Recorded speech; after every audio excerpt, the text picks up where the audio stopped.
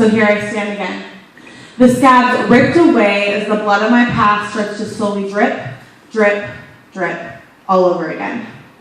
I become another notch in a belt, another trophy on a wall, if you will, of a list of women they all just seem to forget about, maybe later to come up in a conversation starting with, hey, remember when?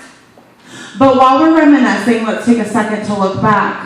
Back when God decided to send his son to lay on a cross to bear the pain of this world. The sick and twisted brokenness and anguish we all wear like tattoos flowing through Jesus' veins.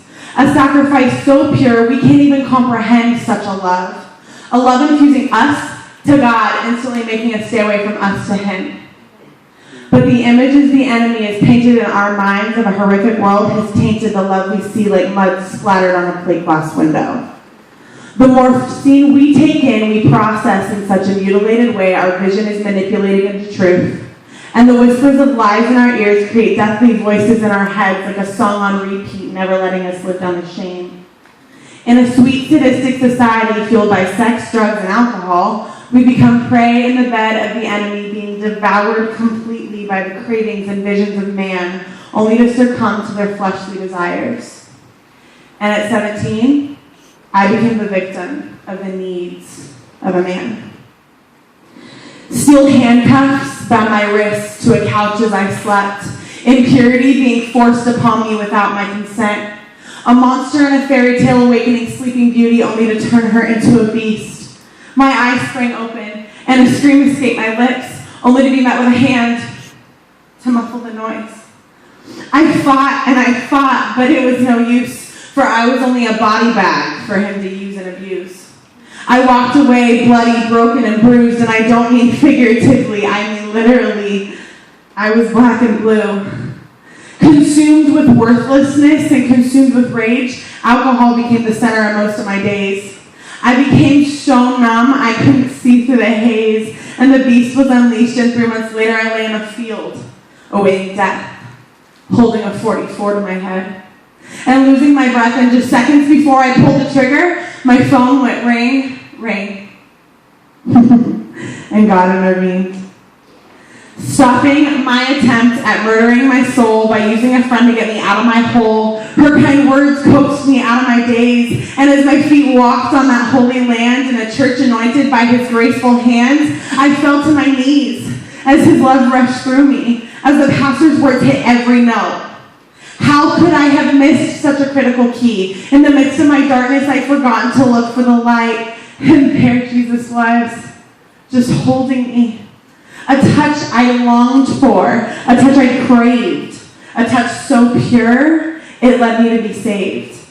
Wrapped in his loving embrace, I finally surrendered to his saving grace.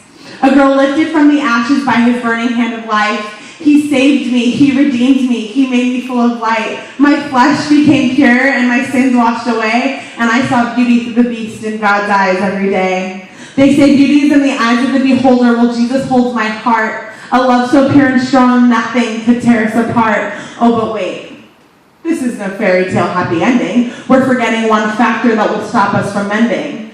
Now, a soldier for the Lord, the enemy fumes with rage. He will stop at nothing to keep us held in our cage. This divine encounter with God now holding men to the highest standard, so the men that followed no longer mattered. But the seductiveness of the devil still tempts me to this day, playing with my insecurities, leading me astray, feeling abandoned and weak. He plays with my heartstrings in the most evil ways. So I stand here before you with just one last thing to say. Devil, I rebuke you. I flick you away like a flea. You are no longer allowed here, no longer around me, because I am tired of feeling second best, and I'm tired of men looking at me like I'm less. For I am not your second-hand woman on the side, and I refuse to be your secret to hide, so keep spinning your lies in the darkness you call home, tempting me with a kiss from a man who only lusts for the physical aspect of me as I become his dirty little secret second-hand goods. Eve. She was made second, not because she was less, but because she was blessed. Proverbs 31 women, the woman we all strive to be. So I stand here before you, clothed in strength and dignity. So devil, keep spinning your tangled web of lies, because I can't hear you, because I find my worth in Jesus Christ. I'm a princess, an heir to the throne of a king who knows no ends. My chains have been broken, and I am finally set free, because I know that Jesus will never stop loving me.